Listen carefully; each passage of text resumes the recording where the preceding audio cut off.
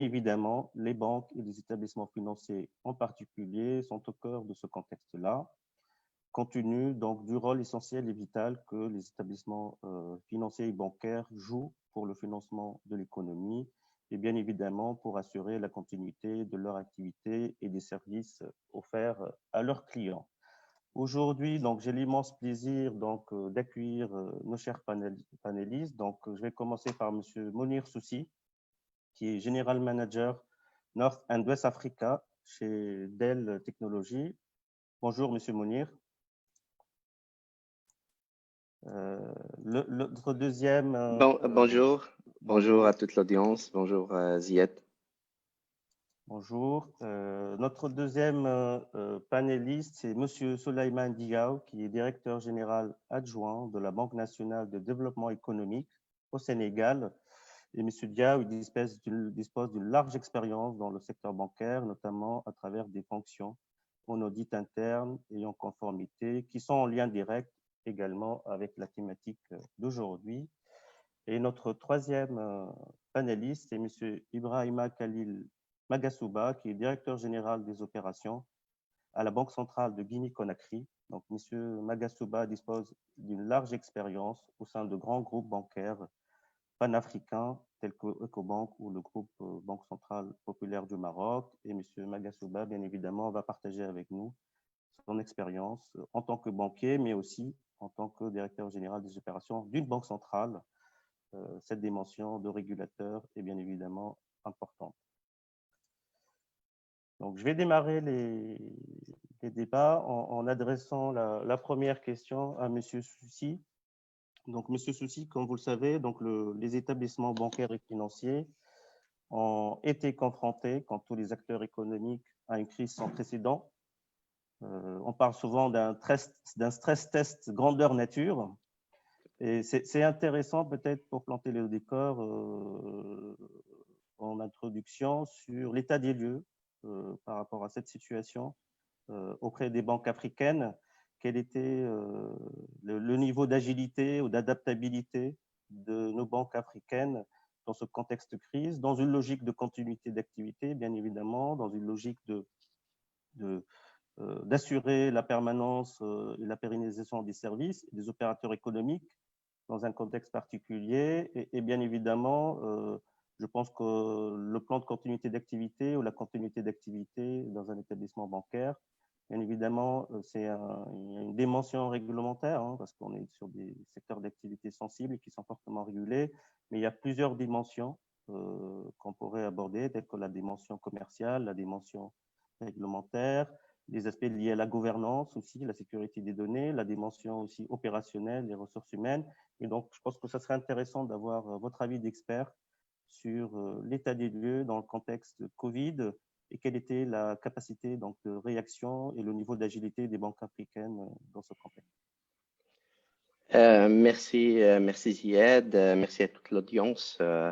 Avant de parler de l'impact que la situation actuelle puisse avoir sur les banques africaines, principalement, parce qu'on a un retour au sein de Dell Technologies, un retour d'expérience sur une année de ce qui s'est passé.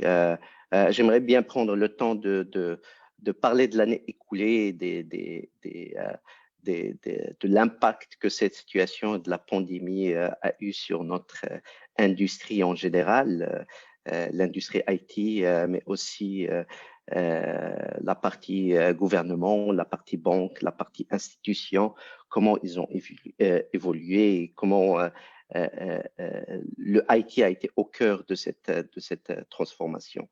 Donc, ce qu'on a vu l'année écoulée, c'est on a vu une accélération de la digitalisation. Donc, la transformation digitale, selon des statistiques que nous avons fait avec Dell Technologies, avec IDC, sur un Digital Transformation Index, a ressorti que 80% des clients de la région, de toute la région, hein, c'est au-delà de l'Afrique, c'est le Middle East, c'est Europe, 80% ont vu et subi et témoigné et exécuté une accélération de la transformation digitale. Okay? Donc ça, c'est extrêmement important, qui a été planifié ou pas, mais c'est un bon point qui peut jouer en la faveur de la transformation digitale, qui est créatrice d'opportunités. D'accord? Sur le secteur bien spécifique bancaire et financier, on a vu un changement de comportement d'usage. On a vu une demande des clients pour le digital and mobile banking. Okay? On a vu des opérateurs rentrer dans le mobile banking. On a vu une croissance très importante de l'usage du mobile banking. On a vu aussi une demande accélérée de transactions, de paiement sur des plateformes bancaires, d'utilities, donc l'eau, l'électricité, les téléphones et tout ça. On a vu moins de clients se déplacer dans des agences et donc un usage et une utilisation accrue du digital and mobile banking. Ça aussi, c'est la situation de l'accélération de la situation actuelle causée par la pandémie qui a pu avoir cette transformation d'usage. On a vu aussi des banques et des institutions financières utiliser l'analytics, donc les analyses très avancées de IT pour l'usage, mais principalement autour du risk management, autour de la fraude. Donc l'utilisation de la technologie a été très bénéfique à anticiper des usages de fraude, des usages de risk management, donc une accélération très importante de l'utilisation de la technologie dans ce secteur. Un troisième point qui a été très important, qu'on voit, on est au tout début, mais je pense que les années prochaines, on verra aussi un impact sur le secteur financier et bancaire, c'est la rationalisation des agences. D'accord? L'utilisation de l'agence versus le mobile et les digital banking. D'accord? Donc maintenant, on voit des études, on voit des optimisations d'investissement dans ça pour une meilleure rationalisation des canaux de distribution des services financiers et d'assurance. Donc, grosso modo, hein, un détail, ce que je voulais dire en préambule, c'est que cette situation et cette pandémie a été accélératrice d'opportunités de la transformation dans sa globalité, mais dans une spécificité pour la transformation digitale. Un dernier point que je citerai avant de te rendre la main, Zied, c'est les synergies que nous avons vues entre la technologie et les process métiers au sein du secteur financier et bancaire, okay?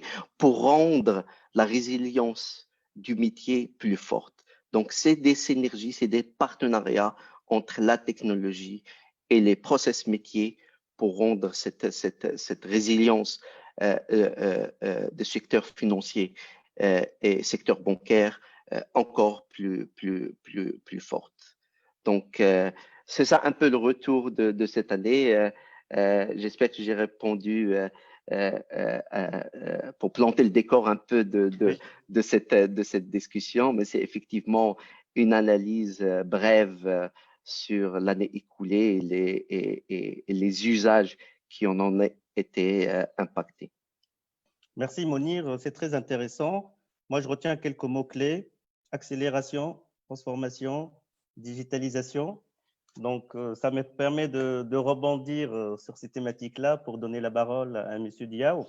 Quand on parle de transformation, bien évidemment, il y a une notion de conduite de changement qui est implicite dans tout process de transformation ou de changement.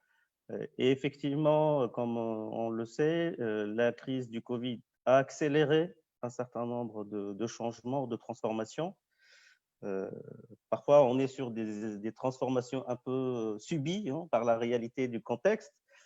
Et c'est peut-être très bien parce qu'en fait, ça nous amène aussi à faire évoluer peut-être un certain nombre de business models ou d'aspect culturel aussi, parce que parfois on considérait que, par exemple, sans pouvoir se déplacer physiquement dans une agence bancaire, il n'était pas possible de réaliser telle ou telle transaction.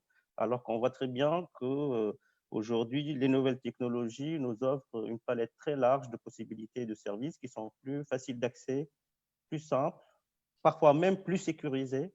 Et puis, ça améliore, in fine, le service bancaire et la satisfaction des clients. Mais tout cela induit bien évidemment des plans de transformation, des changements internes au sein des établissements bancaires, des changements au niveau de l'organisation, au niveau des process, des changements auprès des équipes aussi, parce qu'il y a la dimension sociale et ressources humaines qui est très importante. Donc tout ça, ça implique bien évidemment une conduite de changement. Et cette conduite de changement, elle s'est faite, ou elle est toujours en cours aujourd'hui dans beaucoup d'établissements, et elle s'est faite dans des conditions particulières, dans des conditions de confinement, dans des conditions de restriction de déplacement, etc. Monsieur Souleymane Dia, je pense que ça serait intéressant d'avoir votre retour d'expérience par rapport à cette situation, par rapport à cette conduite de changement. Quels sont les vrais défis ou challenges à relever par les établissements bancaires et financiers africains pour bien mener ce chantier de transformation et tout en tenant compte d'un certain nombre de contraintes liées à la réglementation, aux aspects sociaux, ressources humaines et aux aspects aussi technologiques.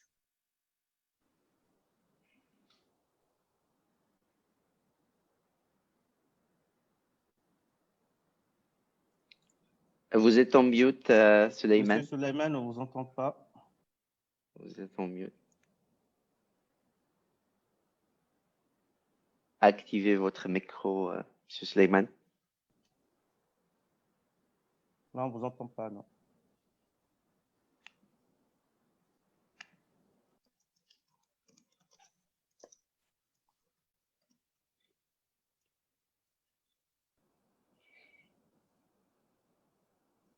Non. Non. Peut-être c'est les écouteurs, peut-être. Non,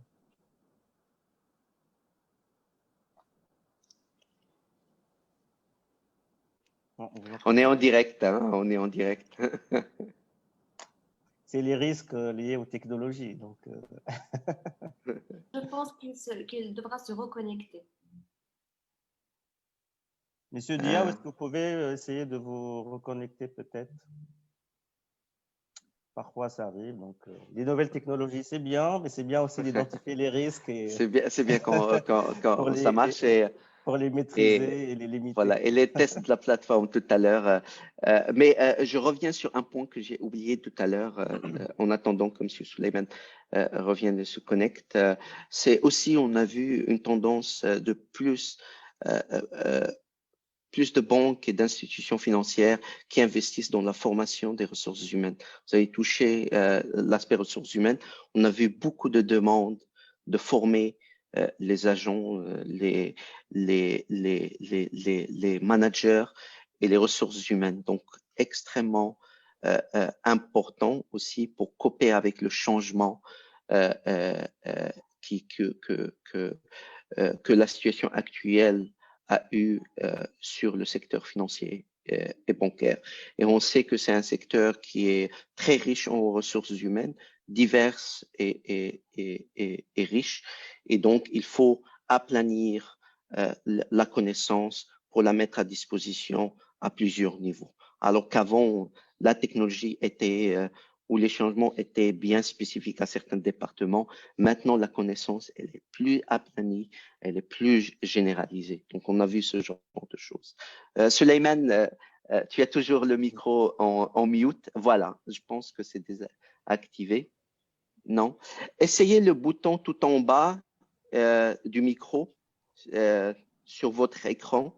Essayez, si vous avez une croix rouge, c'est qu'il est en mute. Donc, si vous m'entendez, Souleymane. On ne vous entend pas, oui, effectivement. Vous m'entendez? Là, très bien. Ah, très bien. Voilà. Très bien. Monsieur Souleymane, je reviens. Oui, il n'y a pas de souci. Donc, ma question, elle a porté sur l'accélération de la transformation digitale Tout à fait. Peut-être votre retour d'expérience sur les aspects de conduite de changement, les impacts sur les process, sur l'accompagnement des collaborateurs, des ressources humaines pour assurer cette transformation dans les meilleures conditions. Absolument. Bon, déjà, comme je disais tout à l'heure en mute, je vous remercie déjà de votre invitation et je souhaite aussi bonjour à tout le monde, toutes les personnes présentes qui nous écoutent. Donc, j'aimerais aussi, avant ça, peut-être rapidement, camper un peu, présenter un peu notre banque, la Banque nationale pour le développement économique, parce que bon, la petite particularité, s'il y en a, c'est que c'est une institution assez récente. Donc, nous sommes juste à notre 7e année d'activité. Donc, vous pensez que nous sommes bien en termes de mise en place des process, de gouvernance et tout ça. Nous sommes dans une phase de construction qui est quand même assez avancée. Et nous sommes aussi en termes commerciaux dans une phase aussi de conquête de parts de marché, vraiment pour essayer de nous établir et aussi renforcer notre marque, notre présence au sein de l'espace bancaire sénégalais. Donc, c'est dans un peu dans ce cadre-là qu'est intervenue cette crise. Comme vous avez dit tout à l'heure, c'est une crise aussi qui a remis en cause beaucoup de nos comportements, non seulement du fait de la surprise, de l'urgence que ça a engendré, et également de la profondeur de cette crise, en termes non seulement d'impact, mais aussi de changements induits. Mounir l'a dit tout à l'heure, il a fallu à ce moment-là réagir, et réagir, c'était notamment accélérer, je ne dirais pas totalement la digitalisation sur le champ, mais c'est-à-dire au moins accélérer tout ce qui était capacité de travailler à distance. Parce que tout à l'heure, quand vous disiez qu'il fallait pouvoir servir les clients à distance, fallait-il déjà pouvoir travailler à distance avant de pouvoir les servir. Donc, et ça a été quand même une remise en cause, je dirais, un changement assez fort dans nos comportements, de la majeure partie de nos collaborateurs, parce que non seulement pour le collaborateur, il fallait pouvoir effectuer son travail en toute, disons, sérénité et confort professionnel, mais à domicile. Mais pour les managers, fallait-il pouvoir encore assurer ce management d'équipe, assurer tout ce qu'il fallait en termes d'impulsion des tâches des collaborateurs, mais à distance et en devant apprendre ce management sur le champ, sur le tas. Au-delà de ça, il faut peut-être, bon, je ne sais pas, parce que dans des environnements, si ça a été le cas, mais chez nous, il faut savoir qu'au début de la crise, cette pandémie, je dirais même cette maladie, a été vue un peu, ça a été une stigmatisation. C'est-à-dire les malades étaient stigmatisés. C'est comme si c'était une maladie un peu honteuse. Donc ça a ajouté un autre élément de gestion RH à cette crise. Parce que, vous vous en doutez, nous avons eu quelques cas de collaborateurs qui sont tombés malades, bien sûr, et il fallait protéger non seulement toute la confidentialité au niveau médical, mais également éviter de créer une panique au sein de notre établissement, au sein de notre personnel. Et nous avons tout fait en créant déjà un comité justement qui est issu de notre plan de continuité d'activité qu'on avait déjà élaboré. Et ce comité a pris en charge tout de suite la gestion de cette crise.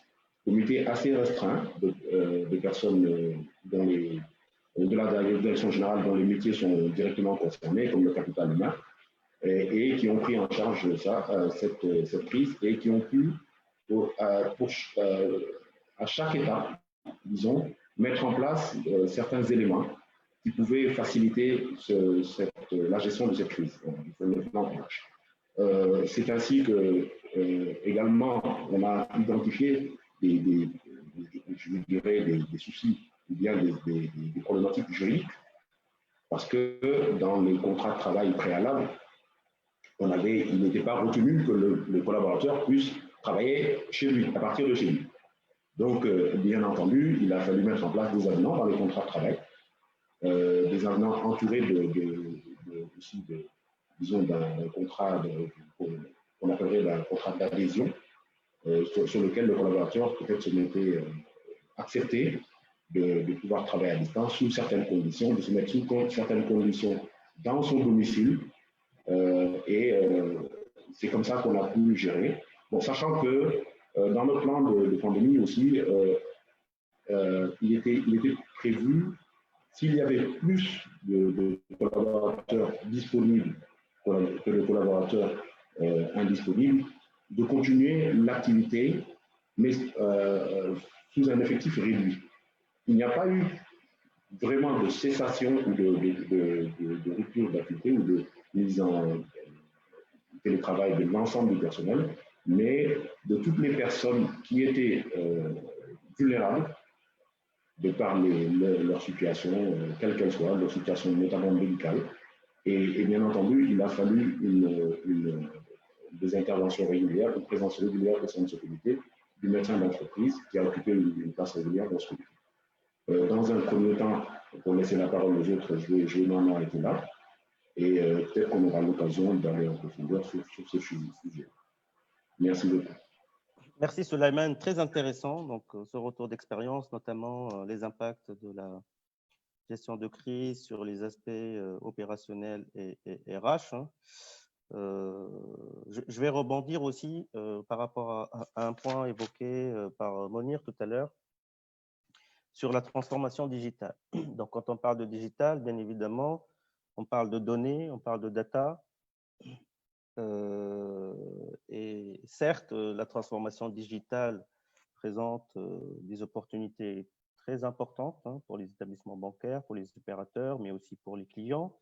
Mais aussi, ces nouvelles technologies exposent les établissements bancaires et les clients à des nouveaux risques. Bien évidemment, donc les établissements bancaires doivent identifier, mesurer ces risques et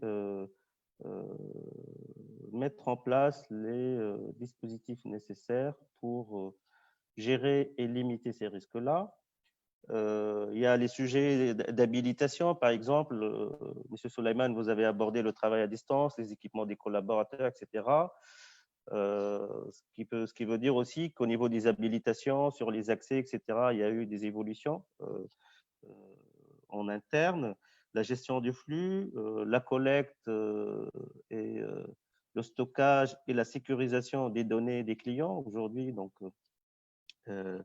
comme on dit, les données dans un établissement bancaire, donc bien évidemment, sont très importantes.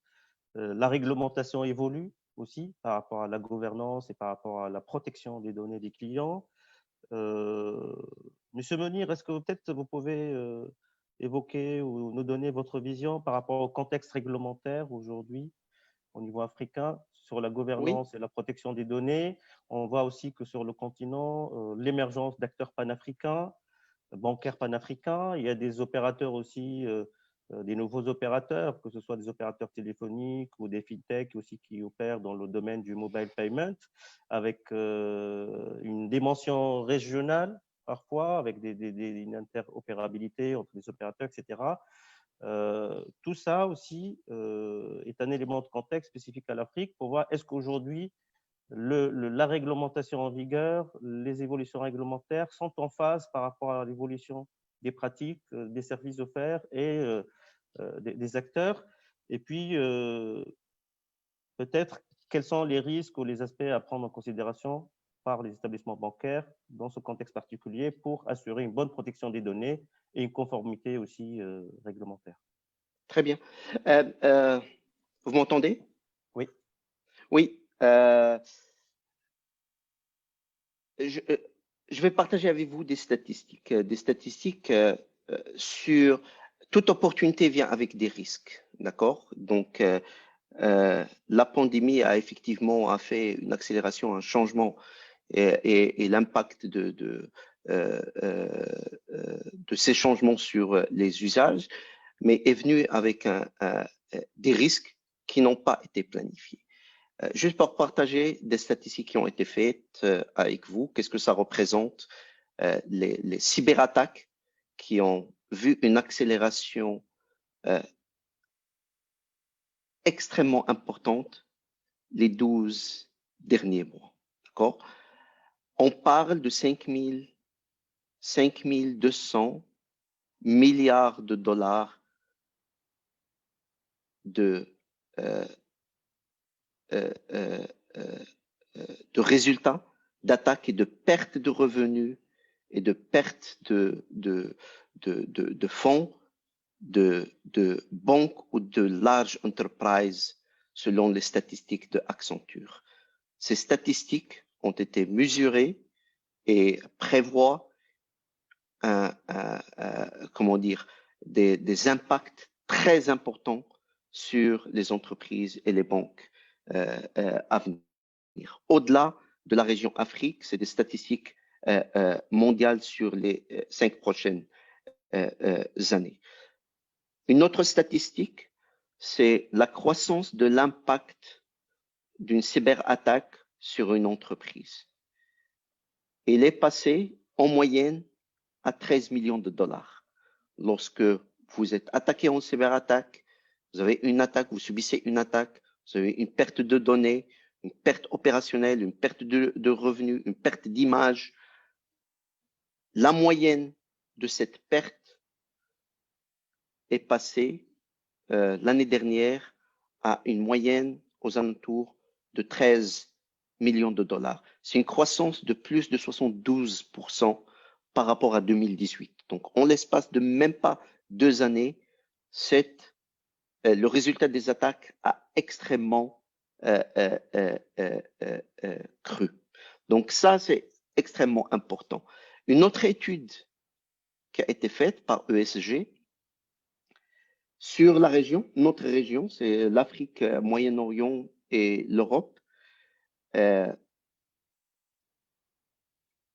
serveurs sur 5 ont subi des attaques. Donc, une organisation, 82% des organisations de la région, ok, au moins un serveur a été touché selon une forme interne ou externe par une attaque les 12 derniers mois. 69% de nos décideurs IT ne se sentent pas confortables à être prêts ou gérer ce genre d'attaque. D'accord? Donc, extrêmement important que l'accélération des cyberattaques, l'accélération sur et la pression qu'on va avoir sur la technologie pour garantir la continuité de business, surtout dans le secteur financier et bancaire, va accroître dans les prochaines années. Donc, ça permet de planter un peu le décor pour vous dire qu'est-ce que ça représente en termes de pertes financières. Mais je reviens à votre question. OK? Encore une fois, cette accélération doit être planifiée, doit être bien gérée. D'accord? Et ça doit être un équilibre entre le changement des usages, la garantie de la continuité de business et la réglementation qui doit gérer ça. Parce qu'aujourd'hui, qu'est-ce qu'on voit? Ben, on voit une croissance importante d'usage du cloud, qui est très bien parce qu'il permet d'optimiser et de mettre la donnée disponible, peu importe où on est, d'accord? Mais la réglementation doit jouer son jeu, son rôle de régulateur, parce qu'on parle de données clients d'un secteur qui est très sensible, secteur financier. Donc, la gouvernance de la donnée doit être réglementée. Je suis fervent de protection de données dans des contextes nationaux ou régionaux. Je ne suis pas personnellement, pour une utilisation aveugle du cloud dans sa forme publique et avoir les données qui circulent, les données d'un client au Sénégal ou à Alger ou à Casablanca qui peuvent être hébergées peu importe où dans le monde. Donc, le régulateur, les banques centrales, les gouvernements doivent jouer le rôle de réguler et d'avoir une politique de gouvernance des données. D'accord? Ça, malheureusement, on le voit très peu arriver dans notre région africaine. On a vu en Europe et l'Union européenne jouer politiquement, jouer des lobbying pour pouvoir avancer. Ils ont déjà des textes de loi maintenant qui régulent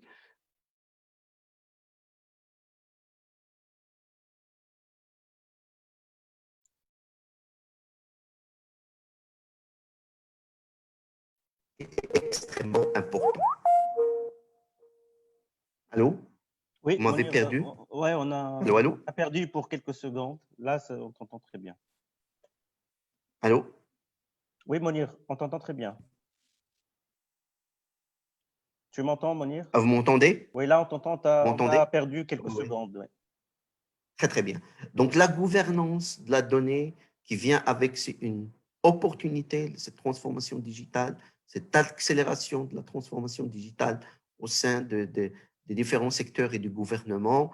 Mais il faudrait que les gouvernements jouent leur rôle de protéger, parce que maintenant, la data, on a parlé tout à l'heure de 5 200 milliards de dollars à risque en cyberattaque. Ben, la donnée devient de l'argent. Donc, il faudrait se pencher sur cet aspect pour protéger la ressource la plus importante dans le 21e siècle aujourd'hui, qui est la donnée.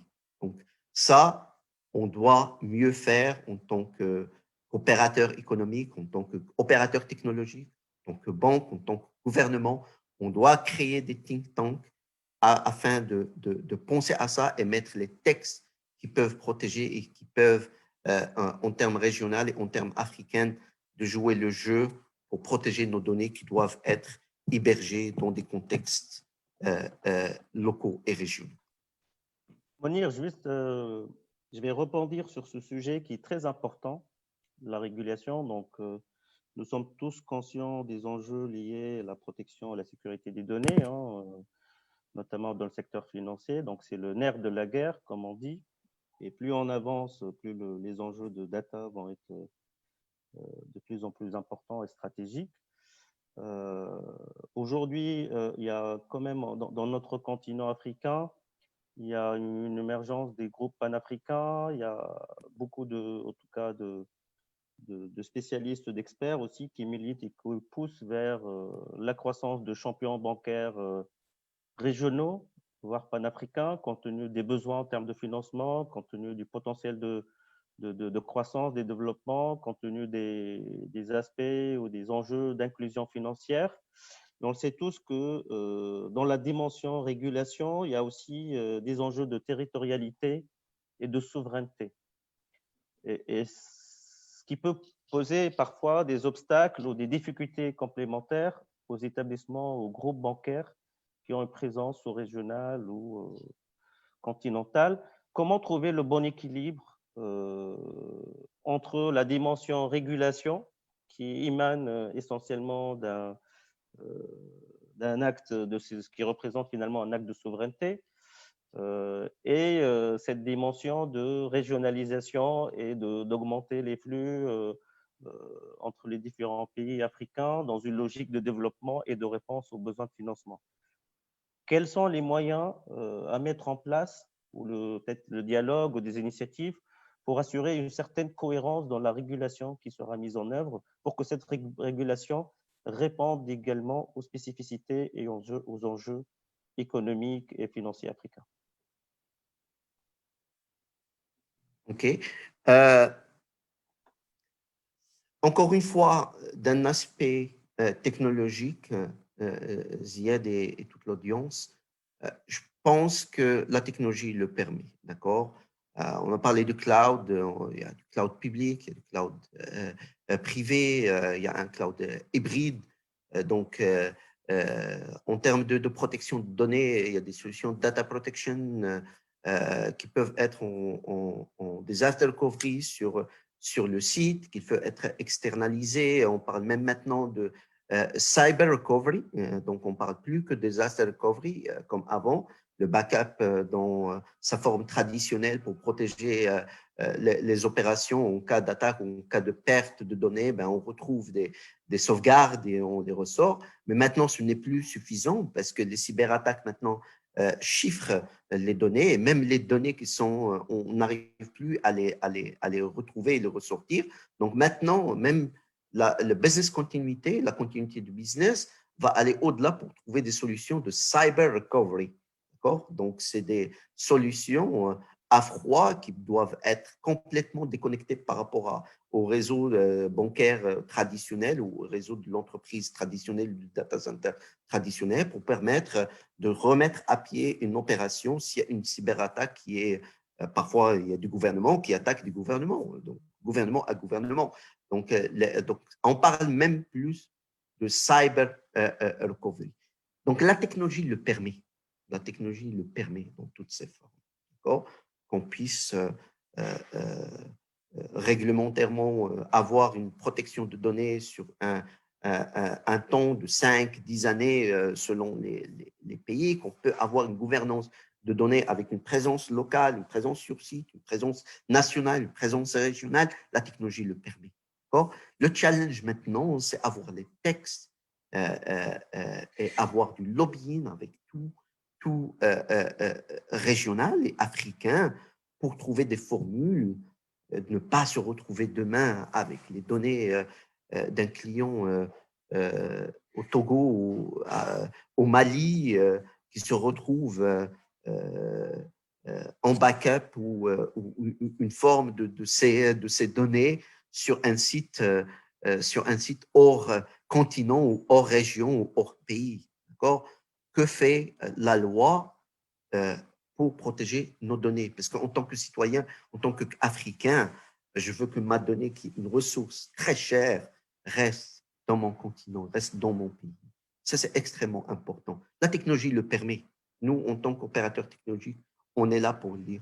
Mais aussi, en bataille, on fait du lobbying au niveau de nos clients, au niveau des gouvernements, pour que les lois accompagnent ces changements. Je ne dis pas qu'il y a une absence de loi. Il y a des lois, mais ça dépend. Il y a une variété de lois d'un pays à un autre. Il y a des lois qui gouvernent ces échanges et la présence, mais qu'en est-il des contrôles?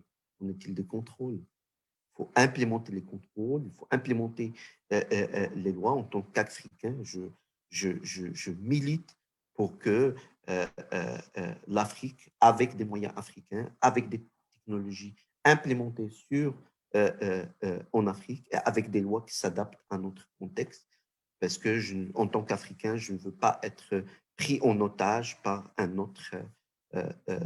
d'autres régions ou que ma donnée personnelle se retrouve ailleurs. Et ça, c'est extrêmement important. Mais encore une fois, la technologie permet toutes les formes dont on n'a pas parlé. Et je vois M. Ibrahima qui nous a rejoint. Peut-être qu'il a un avis aussi dans ce sens pour appuyer ce que je viens de dire. Tout à fait. Bonjour, Monsieur Ibrahima. Vous arrivez au bon moment, puisqu'on parlait des aspects liés à la régulation, donc notamment sur les aspects de protection de données. Comme je l'avais évoqué en introduction, donc Monsieur Ibrahima, vous avez la double casquette de banquier avec une large expérience auprès de grands groupes bancaires panafricains. Et aujourd'hui, donc, vous êtes banquier central puisque vous êtes directeur général des opérations à la Banque centrale de Guinée-Conakry. Et je pense que la tâche et la responsabilité est d'autant plus importante dans une banque centrale parce que bien évidemment, il y a les enjeux de continuité d'activité de la banque centrale elle-même, mais comme on le sait tous, la banque centrale, c'est le garant de la stabilité financière à l'échelle d'un pays. La banque centrale gère aussi les plateformes de paiement, de règlement. Et donc, les enjeux de continuité d'activité sont encore plus essentiels, sont même vitaux à l'échelle d'un pays Donc, ça serait intéressant d'avoir votre vision et votre retour d'expérience sur ces aspects-là et comment la Banque centrale de Guinée-Conakry a géré ce contexte de crise et quels sont les moyens qui ont été mis en œuvre pour assurer donc, la bonne continuité des activités. Et peut-être aussi, s'il y a on a parlé aussi au début de la transformation, du changement, de l'accélération de la digitalisation. Donc, nous sommes preneurs de votre avis d'expert sur ces sujets-là. Vous êtes sur mute, Monsieur Brahima. Vous êtes sur mute, Monsieur Brahima, si vous pouvez juste activer votre micro. Alors, je disais bonjour à tout le monde. Bonjour. En fait, en dépit de la virulence de la pandémie de la COVID-19 et de sa vitesse de propagation à travers le monde et son impact sur la chaîne logistique mondiale, force est de constater quand même que les organisations ou établissements bancaires qui disposaient de plans de continuité d'activité assez robustes et pertinents ont pu limiter les effets dévastateurs.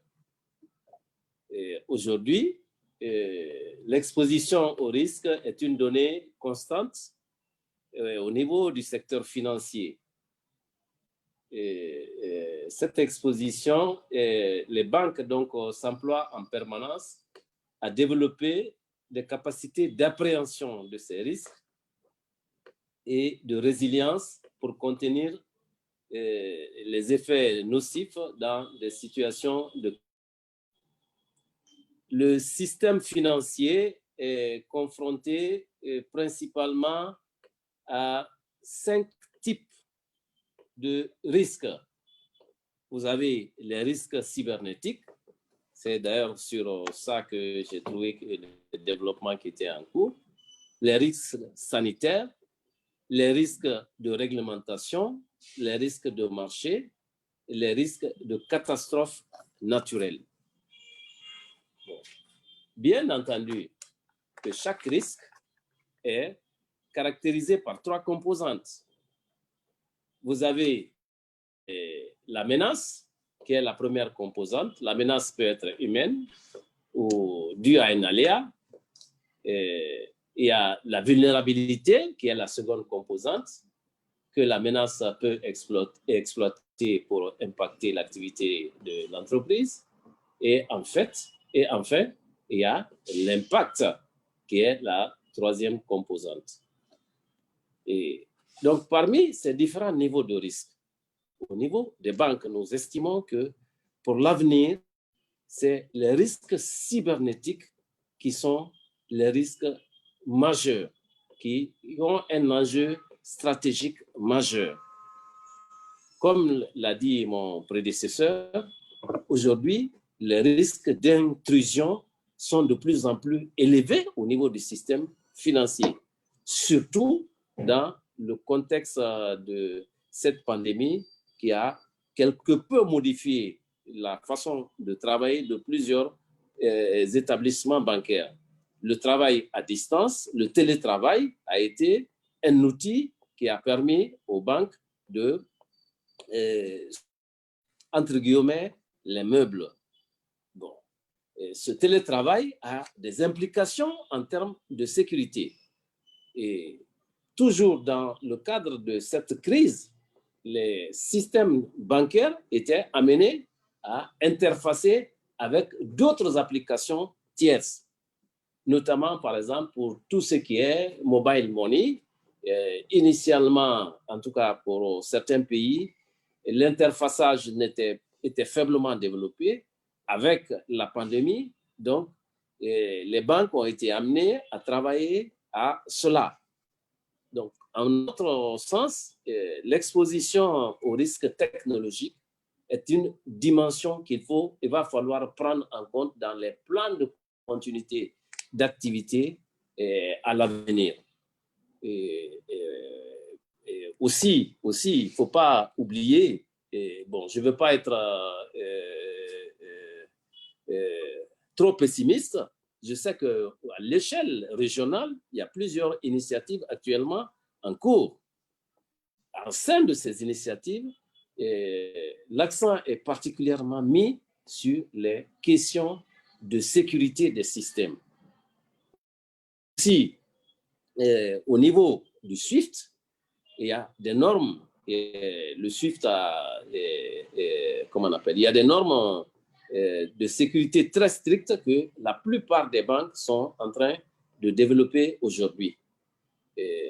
Pour notre cas, d'ici, enfin, le timing qui est fixé pour la place, c'est le 31 décembre 2020. Au 31 décembre 2020, la plupart de nos établissements financiers seront aux normes 20020 de SWIFT. Donc, voilà déjà ce que je voulais dire sur ces questions de risques liés aux technologies en place dans nos établissements bancaires. Je vous remercie. Merci, M. Brahima, pour cette intervention très, très riche. Je vais maintenant donner la parole à M. Souleyman et peut-être parler aussi de la prospective. Je pense que, comme on l'avait dit, on l'avait évoqué, ce contexte Covid a mis l'accent sur des nouveaux risques, sur l'importance des nouvelles technologies, l'accélération de la digitalisation, sur l'évolution aussi des pratiques et des process au sein des établissements bancaires. Je pense que jusqu'à aujourd'hui, les établissements bancaires africains ont réussi à relever le défi, mais bien évidemment, beaucoup de choses restent à faire. Beaucoup de choses, bien évidemment, sont attendues sur les années à venir. Je pense que la réglementation va certainement évoluer, l'organisation des banques, que ce soit en termes d'infrastructures technologiques, de gestion des risques, etc., va certainement évoluer. Monsieur Souleyman, comment vous voyez les choses de votre point de vue en tant que banquier, en termes de perspective, de prospective, et quels sont les enjeux des banques africaines sur les années à venir pour mieux gérer cette transformation et ce nouveau contexte, notamment sur les aspects technologiques cyber? Oui, merci Ziad. Déjà, je vais revenir un tout petit peu sur tout à l'heure l'intervention de Mounir, notamment dans la partie, disons, partage ou bien cadre législatif de la protection des données, parce qu'effectivement, il a parfaitement raison, la technologie nous permet presque tout. Même en cas de cyberattaque, il y a des process de recovery qui existent, qui sont déjà là, qui sont déjà testés et tout. Mais faudrait-il encore que le cadre législatif suive? Et sur ça, il faudrait aussi un cadre législatif parce que, autant avec le cloud, on est déjà sur l'internationalisation de la donnée, mais il faudrait qu'on ait une internationalisation du cadre juridique, qu'il y ait des passerelles, je dirais, entre les différentes lois des différents pays ou groupes de pays, comme par exemple ce qui nous intéresse ici, l'Union ouest-africaine. Nous avons quelques lois déjà sur l'Union ouest-africaine, mais qui sont un peu disparates selon les pays. Par exemple, ici au Sénégal, on a quand même un dispositif qui a été mis en place depuis quand même 2008. Nous sommes l'un des premiers pays à avoir même ratifié les africaines. Et nous sommes même dans un process de revue d'un projet de loi pour revoir cette loi déjà de 2008, pour notamment nous intéresser à tout ce qui est maintenant données biométriques, tout ce qui est intelligence artificielle, le cloud justement. Notamment sur ce cloud-là, la Banque centrale avait déjà demandé à déjà provoquer une réunion entre les différents directeurs de banque et la commission de protection des données personnelles, qui est l'organisme gouvernemental qui gère la protection des données ici au Sénégal. Et sur ça aussi, la BCEAO est très rigoureuse quant à l'utilisation de cloud, notamment de cloud qui ne serait pas dans l'espace ouest africain. Donc ça, c'était juste un petit, pour revenir un peu sur ça. Derrière, allô, vous m'entendez? On t'entend très bien. Suleiman. Très bien, Suleiman. Ok, parce que moi, je ne vous vois pas très bien, voilà, pas de problème, Non, c'est parfait.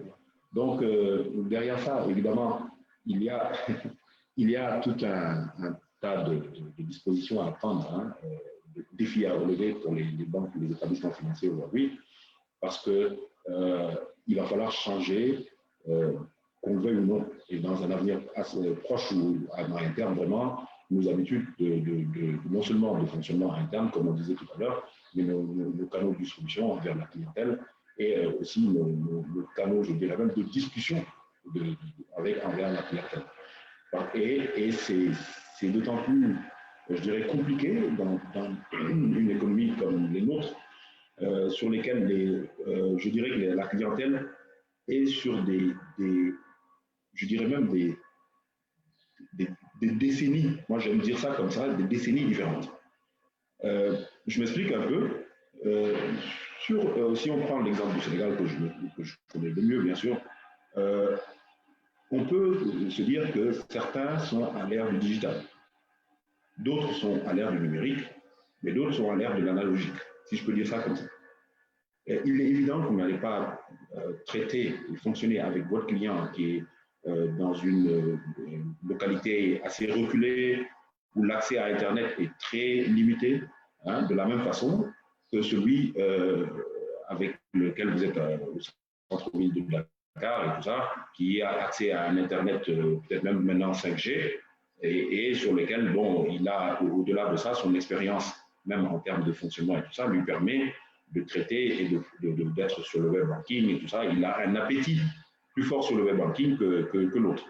C'est ça, c'est donc comment gérer toute cette panoplie, toute cette palette de clients. Donc, il est obligé pour moi, en tout cas, d'être plutôt sur une expérience multicanal.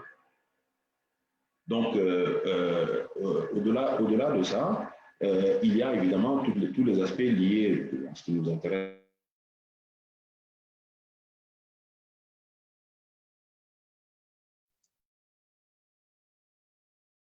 Je pense que la connexion... Monsieur Suleiman, vous nous entendez? Je pense qu'il y a un petit souci de connexion. Monsieur Suleiman, on vous a perdu. Je ne sais pas si vous m'entendez.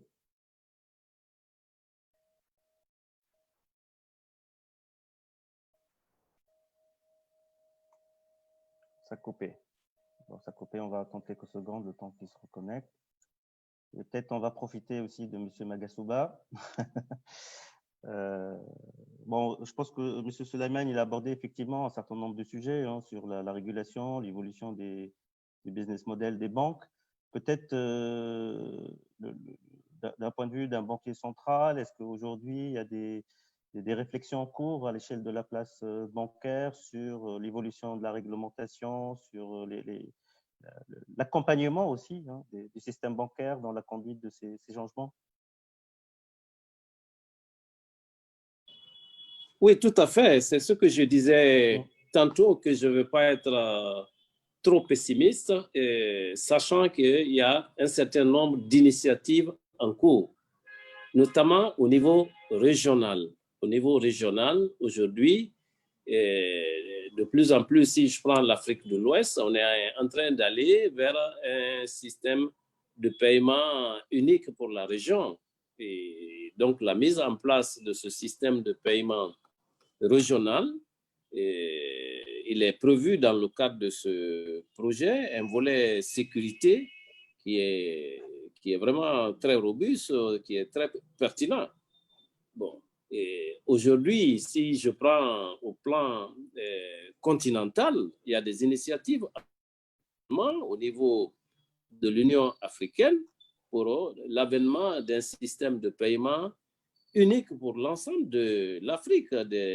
Déjà, plusieurs réunions ont été tenues sur le sujet. Il y a une task force qui a été mise sur place au niveau de l'Union africaine. En fait, c'est ce système de paiement intégré qui va accompagner le projet. Ce n'est même plus un projet, la zone de libre-échange. Ça va être le bras financier de la zone de libre-échange. Donc, les équipes sont en train de travailler pour l'harmonisation de la réglementation relative au système de paiement. Bon. Et je voulais insister aussi sur un aspect, c'est que dans la plupart de nos pays, les banques, ce sont des banques panafricaines. Elles sont présentes dans plusieurs pays.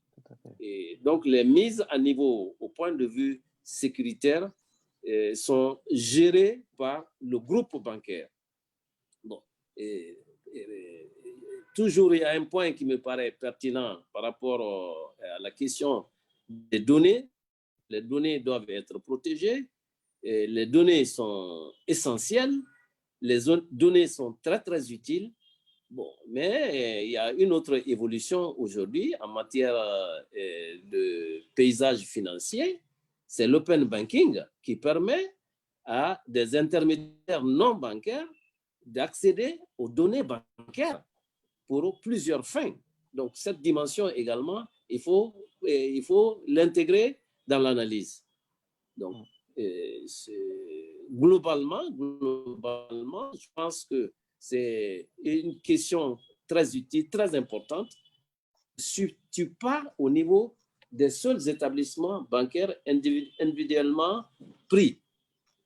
Au niveau africain, panafricain, il y a une initiative qui est en cours dans le cadre de la zone de libre-échange. Et au niveau sous-régional, au niveau de la CEDEAO, il y a une initiative qui est en cours pour l'harmonisation de tout ce cadre réglementaire qui va prendre également les nouvelles évolutions qui se dessinent à l'horizon, qu'il s'agisse de l'open banking ou autres aspects pertinents. Donc, voilà ce que je voulais dire sur la question. Très bien. Je pense si vous voulez bien, je propose de démarrer la session de questions-réponses, puisqu'on a déjà utilisé donc, le temps qui est alloué à la webconférence. Il nous reste à peu près une trentaine de minutes pour avoir un échange avec les participants. Donc, j'invite vivement à poser leurs questions donc, sur le fil. Il y a quelques questions déjà qui sont identifiées et qui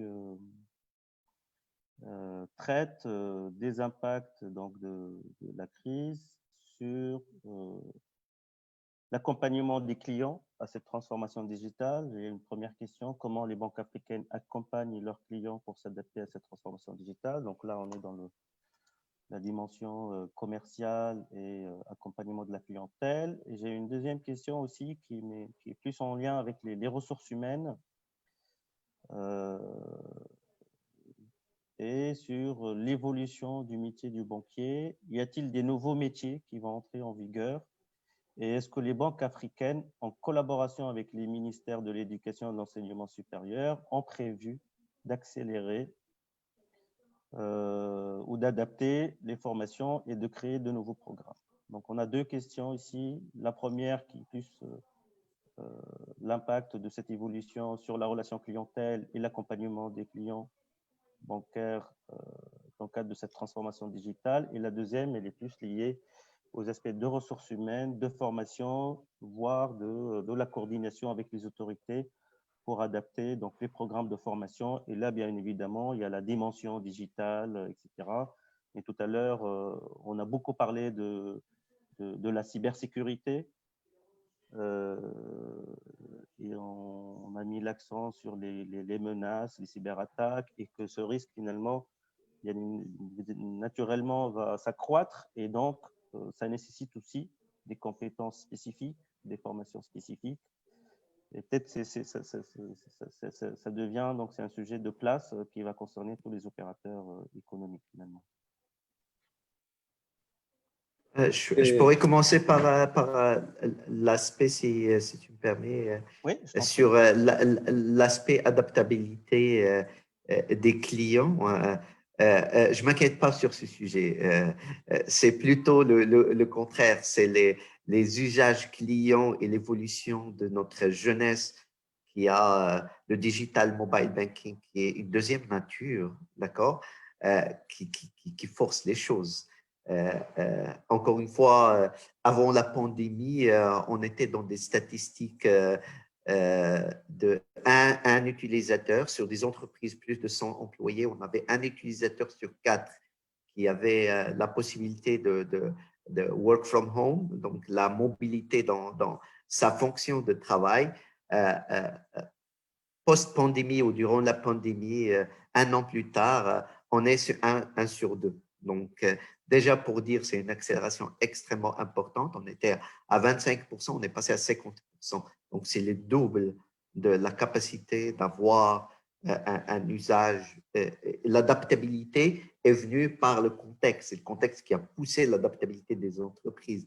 Encore une fois, l'usage en termes de jeunesse, en termes de clientèle, c'est lui qui force le mobile banking, la digitalisation, surtout le changement de canaux de distribution de services financiers et bancaires dans notre paysage financier et bancaire africain. Je ne m'inquiète pas pour ça, d'accord? Tout à l'heure, Souleymane a soulevé effectivement dans les zones, ce qu'on appelle les zones grises ou les zones blanches, où il n'y a pas de couverture, par exemple de 4G ou de 5G, où il n'y a pas de data, mais les bénéfices qui viennent avec le mobile banking, avec l'intermédiation pour le paiement de factures et tout ça, je connais bien l'environnement sénégalais aussi, où il y a une diaspora à l'extérieur qui fait des transferts. Donc, s'il y a l'avantage pour les familles de recevoir leur transfert de l'Europe ou des États-Unis, ou peu importe où leur famille expatriée est installée, s'il y a le bénéfice d'avoir ces transferts à l'instant, les gens trouveront des solutions pour s'adapter et prendre avantage de ces bénéfices. Donc oui, effectivement, il y a le challenge de zones grises, de zones non couvertes, surtout dans le secteur de l'éducation. On a vu la pandémie, donc je prends juste une parenthèse pour parler de l'éducation, parce qu'il y a une question qui a touché à l'éducation.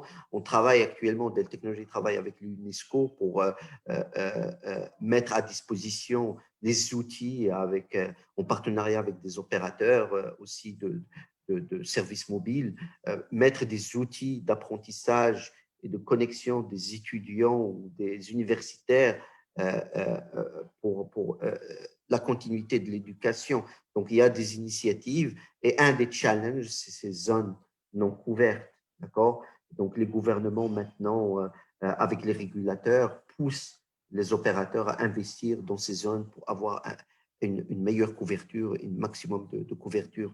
L'Afrique est en train de changer. Il y a énormément de choses nouvelles, très futuristes en termes d'usage, mais en termes d'adaptabilité, a été très accepté en Afrique. Et je suis très, très optimiste dans cette question. Oui, les clients, nous, opérateurs technologiques, on aide à mettre à niveau le savoir et le démocratiser, mais cette nouvelle génération qui arrive, l'usage est une seconde nature. Donc, c'est eux qui vont pousser à cette accélération d'adaptation de la technologie dans les usages bancaires ou l'éducation ou healthcare ou autres secteurs. Je m'inquiète beaucoup moins pour cet aspect-là. Donc, si Souleymane a une autre réponse pour appuyer ce point-là, parce qu'il l'a couvert tout à l'heure et il a été coupé à la fin, bienvenue. Mais de mon côté, très optimiste. Je partage parfaitement, Mounir, ce que tu viens de dire. C'est vraiment ça. C'est-à-dire que c'est pour ça, d'ailleurs, je vais soulever l'importance pour les banques, déjà, de se mettre sur des canaux, sur du multicanal. Parce qu'effectivement, justement, le mobile banking, aujourd'hui, même au Sénégal, c'est quelque chose les statistiques au Sénégal, si on regarde les Sénégalais qui ont un mobile, c'est supérieur à la population. Donc déjà, ça montre un peu l'importance de ce type de canal. Et également aussi avoir l'expérience visuelle normale du physique. Hein, et surtout maintenant, se mettre aussi maintenant sur le web banking pour développer tout ce qui est digitalisation et tout ça. Je pense que c'est comme ça que l'activité pourra continuer à être, je veux dire, à ne pas connaître une certaine rupture, une certaine discontinuité, et pouvoir aussi donner d'autres perspectives de développement, hein, à l'industrie bancaire. Merci Sulaiman. Donc, je suis de même avis que vous. Je pense que la jeune génération, comme on le sait tous, ils sont nés avec des smartphones et des tablettes entre les mains. Donc, c'est plus intuitif pour eux d'utiliser tous ces outils. Et puis, je pense que la crise aussi du Covid, je pense qu'elle a accéléré aussi la transformation digitale et le changement du comportement des moins jeunes, si j'ose dire, par rapport à leurs pratiques habituelles. Et je pense que tout le monde est aujourd'hui habitué à utiliser ces nouveaux canaux de distribution et les nouvelles technologies. Alors, on a d'autres questions sur l'appréciation de la fiabilité et de l'efficacité des plans de continuité d'activité dans les banques africaines aujourd'hui. Et on a 2 ou 3 questions sur le sujet, et notamment voilà, l'appréciation aujourd'hui par rapport à ce test grandeur nature. Est-ce que les PCA mis en œuvre par les banques africaines se sont révélés efficaces, robustes, etc. Ou bien il y a encore là des axes d'amélioration à prendre en considération pour sécuriser tous les risques liés à la continuité, et notamment sur la dimension informatique et continuité des services. Je ne sais pas si Mounir ou Sulaiman qui veut prendre la parole. Oui, la résilience, en fait, le PCA initialement a été jusqu'à date a donné preuve sur une résilience de nos systèmes, d'accord, nos systèmes dans leur globalité, jusqu'à, je dirais, il y a un an, d'accord.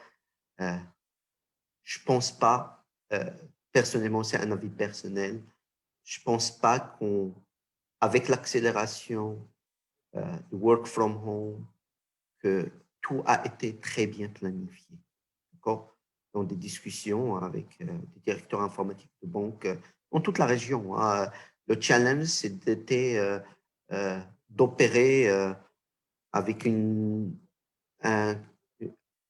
couche de niveau basique qui s'appelle le VPN, d'accord, des laptops et donner à les employés pour leur permettre de se connecter de chez eux, d'accord. La charge de travail en remote, avec tous les process et tout ça, n'a pas été planifié, a été subi. On était dans la disponibilité des équipements, être sûr que les gens se connectent et puissent accéder, d'accord. Ça n'a pas été planifié, ni en termes de flux, ni en termes de process, ni en termes… je reviens au point de tout à l'heure avec lequel j'ai commencé. La synergie entre la technologie maintenant et le process métier est très clé pour la réussite de la résilience de ce système. C'est extrêmement important et stratégique et clé pour cette résilience. Et je vous dis, c'est un avis personnel. Je pense que ce qu'on a vu en cyberattaque, si on voit des grands noms de la banque en Wall Street, si on voit des grandes institutions, des grands gouvernements attaqués les 12 derniers mois avec une croissance d'attaque à 3 chiffres, et c'est que les formes d'attaque ont changé. Le PCA d'avant, juste un désastre sur… il y a l'électricité qui n'arrive pas sur ce data center, on doit basculer sur un disaster recovery, le PCA et voir les process et tout ça. Oui, ça c'est beau, d'accord. Mais lorsque vous avez plus ni vos données ni sur le site principal, ni sur le site secondaire qui sont disponibles, qui sont encryptés par des gens qui maîtrisent la technologie, qui sont rentrés à travers des canaux qui n'ont pas été planifiés, qui n'ont pas bien été sécurisés, est-ce qu'on est prêt? Je me pose la question. Donc, la complexité des attaques et la complication de ces attaques avec un niveau, même au niveau gouvernemental pour planifier ce genre d'attaque, d'accord, rend la tâche encore plus complexe. Et je reviens encore un point pour finir ma réponse, c'est que le partenariat et les synergies technologiques, métiers, process et réglementation doivent collaborer pour trouver les trucs. Il faut que le PCA évolue à PCA 2.0 et qui va aller au-delà de juste un désastre naturel, qui va aller à des attaques, à des données, à le vol des données, à l'encryptage des données, à la possibilité d'avoir ce genre de choses. Est-ce que c'est couvert par le PCA? Je me pose la question. Je pense que le PCA doit passer à PCA 2.0 qui intègre dans sa mission la nouvelle réalité que maintenant les cyberattaques deviennent réalité. Merci Monir. Je pense que Soleiman, peut-être pour rebondir sur le propos de Monir, je pense que bien évidemment la dimension réglementaire est importante sur les HP de PCA pour faire évoluer donc, les dispositifs existants et être en conformité avec la réglementation. Et je pense qu'aussi la sensibilité des dirigeants et des directeurs des risques et des conformités, etc., des banques par rapport à ces risques-là est aussi importante parce que finalement, c'est cette sensibiliser, cette prise de conscience de ces risques-là qui va permettre aux dirigeants des banques de mettre en place tous les moyens nécessaires, hein, les moyens techniques, les moyens humains et puis les moyens financiers parce qu'un PCA qui respecte donc les réglementations en vigueur et les bonnes pratiques internationales et qui permet de sécuriser les risques, c'est aussi un investissement. Et peut-être ça serait intéressant de voir aussi quel était l'impact de cette crise sur la prise de conscience ou la culture risque ou sensibilité par rapport à ces enjeux-là et ce que vous avez observé, vous, peut-être au Sénégal ou en Afrique de l'Ouest. Oui, juste avant de passer la parole à Soleiman, je veux juste rajouter, pour appuyer ce point que tu viens de soulever, Zied. Avant, je connais pas mal de banques dans la région, mais avant, la donnée du client restait dans les agences et était très accessible à des gens qui étaient extrêmement limités, autorisés à accéder aux données clients à partir de chez eux. Maintenant, on a généralisé l'accès à la donnée client au sein des banques parce qu'on a permis aux agents de travailler de chez eux. Est-ce que ce risque a déjà été planifié, sécurisé, intégré dans le PCA? Donc, il faut qu'il le soit maintenant. Il faut le soit parce que les usages d'accès, même internes à la banque, ont extrêmement évolué, étaient permissives les 12 derniers mois. Donc, Soleiman, juste pour te préparer le terrain sur cet aspect-là. Merci, Mounir. Oui, en fait, effectivement, hein, mais aujourd'hui, c'est-à-dire que c'est le PCA, parce que le PCA est sorti de son aspect gestion des risques et tout ça, parce que c'est devenu du réglementaire. C'est-à-dire que la BCAO a sorti une instruction, la nouvelle instruction est sortie en 2017 sur la gestion des risques, et elle oblige les banques à avoir un PCA, un plan de secours de continuité d'activité. Et dans ce plan de secours, il y a tout un tas d'éléments qui sont obligatoires, dont aussi des tests qui doivent avoir lieu une fois par an, avec des résultats documentés, analysés, tout ça, à mettre à disposition de tous les organes de gouvernance de la banque, et notamment aussi de la fonction d'audit interne. Donc ça, c'est déjà un bon élément de base, je dirais. Et je pense qu'après, cette crise est venue renforcer la nécessité pour les banques, parce que les banques, au-delà maintenant de l'aspect réglementaire, elles y ont vu aussi un aspect, justement, continuité du business. Donc, et je pense que ça parle encore mieux. Et donc, tout de suite, elles ont compris qu'il fallait, si elles n'avaient pas de TCA, en mettre en place un. Si elles avaient déjà un TCA, voir à quel point celui-ci était robuste et pouvait permettre une bonne continuité de l'activité, etc. etc. Au-delà de ça, effectivement, je pense que, parce que la Banque centrale aussi, au début de l'année, a présenté un document dans lequel elle recensait les principaux risques opérationnels de l'activité bancaire aujourd'hui. C'était, je pense, au mois de janvier ou février. Et le premier risque opérationnel était justement la sécurité des systèmes d'information. Donc, c'est vraiment ce que nous dit, parce que est-ce que dans nos PCA, cette partie perte de données, perte ou sécurité du système d'information, prévention d'une cyberattaque, gestion de la cybersécurité et tout ça, est-ce que c'était des éléments qui étaient pris en compte de façon vraiment importante dans ces PCA-là ou non? Ça, toutes les banques pourront le voir elles-mêmes en interne. Mais je pense que c'est effectivement des éléments qui sont devenus extrêmement importants et des enjeux sur lesquels il faut vraiment mettre en place des systèmes de protection et de gestion de la continuité. Ça, effectivement, c'est extrêmement important. Tout à fait. Merci, Souleymane. J'ai une question intéressante aussi que je vais adresser peut-être à M. Brahima et bon, n'hésitez pas à réagir sur... c'est une question qui a une dimension stratégique et concurrentielle par rapport à l'impact de ces évolutions, ces transformations digitales, ces nouvelles peut-être contraintes liées à la sécurité, etc., sur la profitabilité des banques africaines.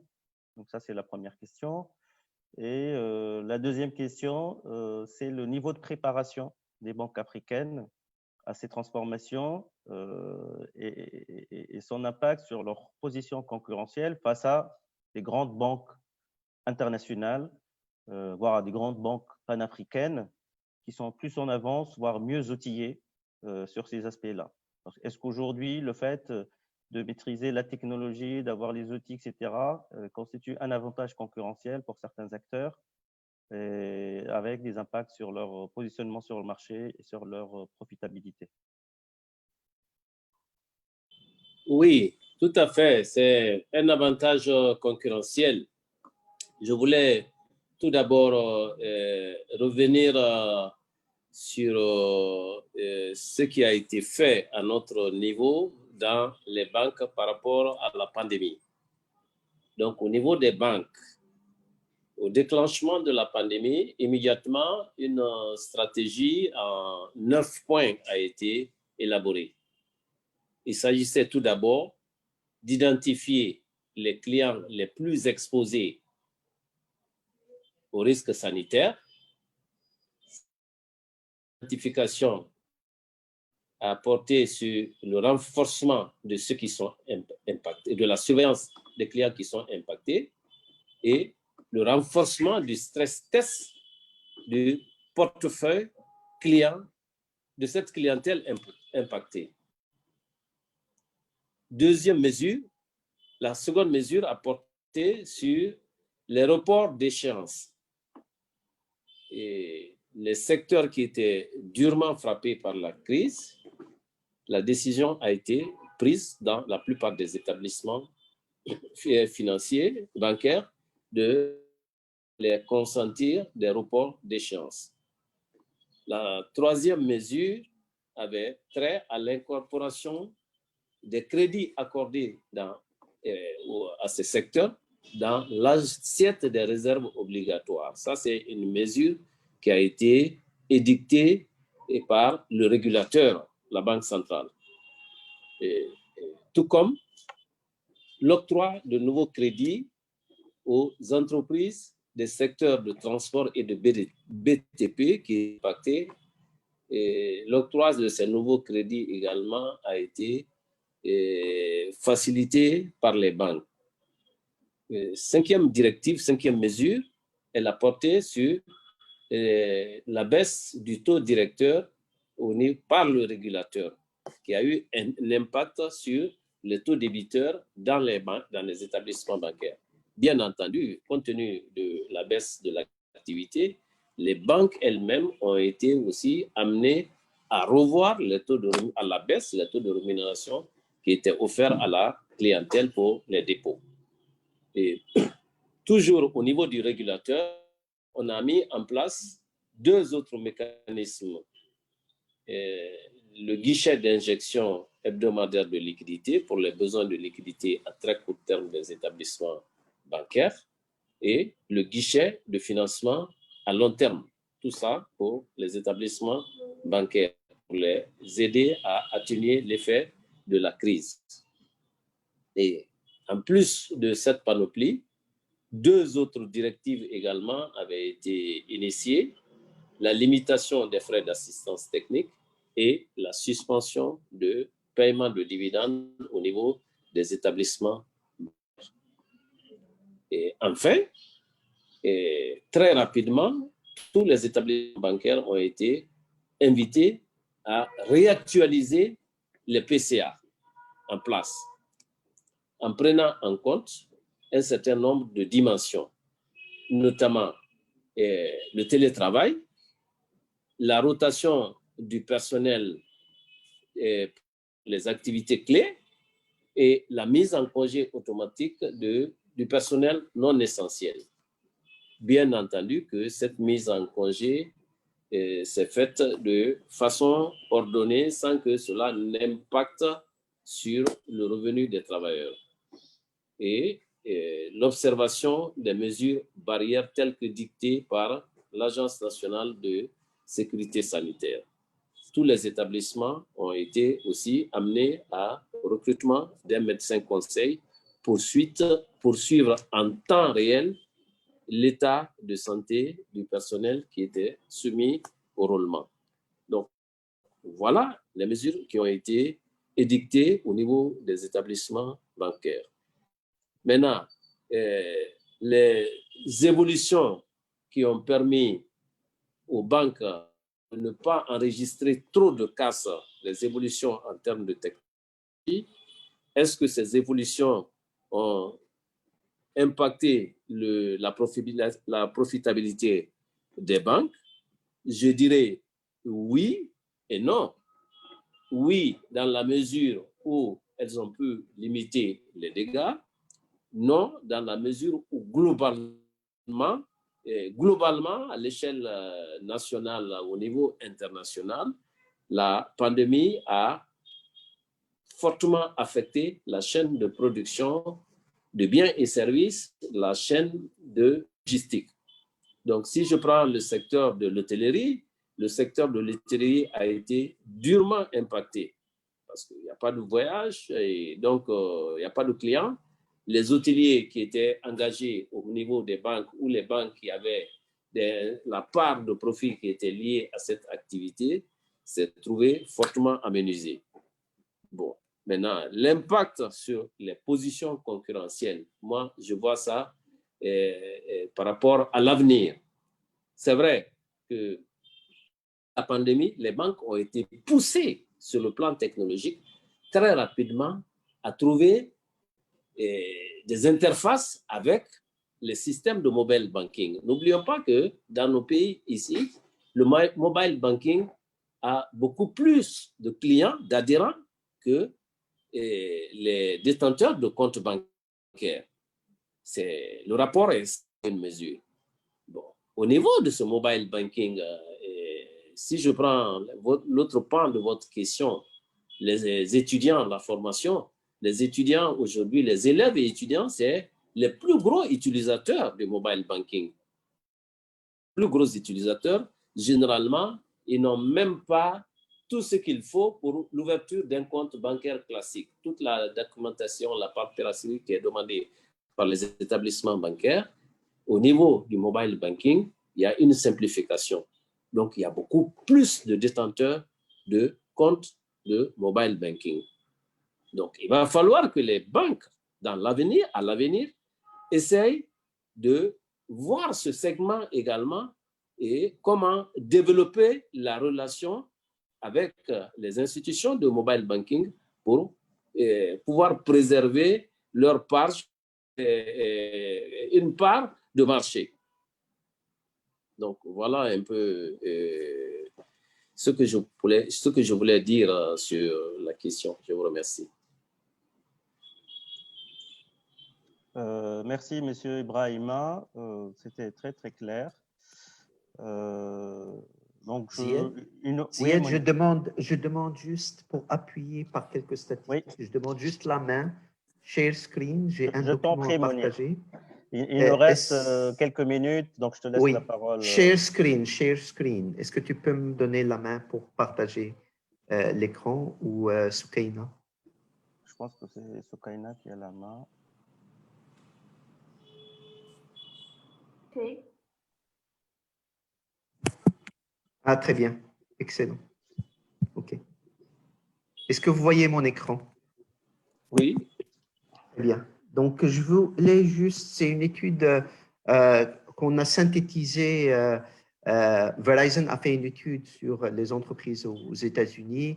Gartner a fait aussi sur les cybersécurités des attaques. Et c'est juste pour parler un peu mesurer l'impact, parce que vous avez parlé tout à l'heure de coût, mais je vais vous démontrer que le coût sur la transaction est irrelevant lorsqu'on voit les risques qui sont associés à une absence de PCA et de Cyber Security System au recovery qui permettent la continuité de business. Donc, 39% des attaques qui sont maintenant, c'est plus des malwares qui sont installés ou sur les PC ou sur les systèmes, mais 39%, presque 40%, maintenant, c'est des ransomware, c'est des attaques de cyber avec une intention d'attaquer et faire un chantage au niveau des entreprises. 99% ne sont pas détectables ou sont très, très difficiles à être détectés. D'accord? Et 67% de ceux qui ont subi des attaques sur les 12 derniers mois, donc ça a eu un impact négatif. Et si on revoit le coût associé, tout à l'heure, je disais sur l'ensemble des statistiques que nous avons fait avec Accenture, la moyenne a évolué de 72% et qui était une moyenne de 13 millions de dollars sur les larges entreprises. Okay? Mais prenons une ransom basique sur une petite entreprise, il demande 30 000 dollars de ransom.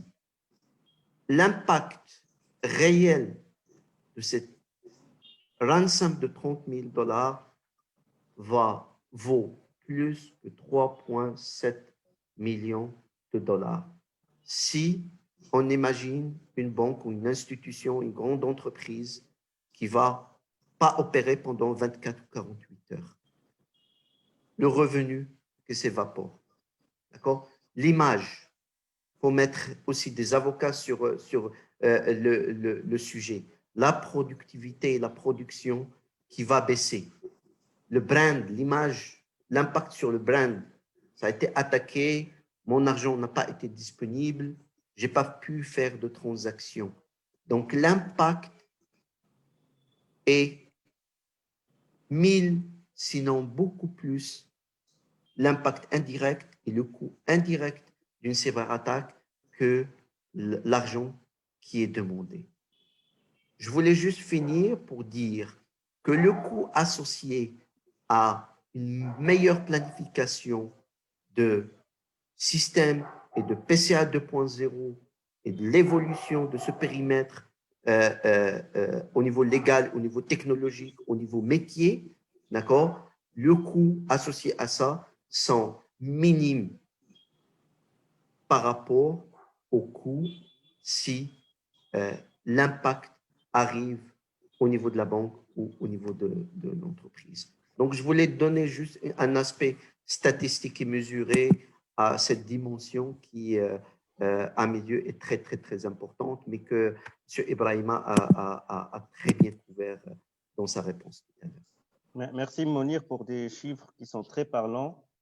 Donc, au-delà de la contrainte, entre guillemets, réglementaire, opérationnelle, pour protéger aussi les intérêts des établissements bancaires et des clients, on peut dire qu'il s'agit d'un investissement rentable finalement, parce que ça va permettre de sécuriser donc les activités de la banque, les données des clients, d'être en conformité avec les réglementations en vigueur et surtout donc assurer la pérennité des activités de la banque et aussi sans risque, maîtriser son risque réputationnel, puis on le sait aujourd'hui dans un environnement de plus en plus digitalisé, la confiance et la réputation sont des éléments très importants dans la relation commerciale et dans la relation clientèle.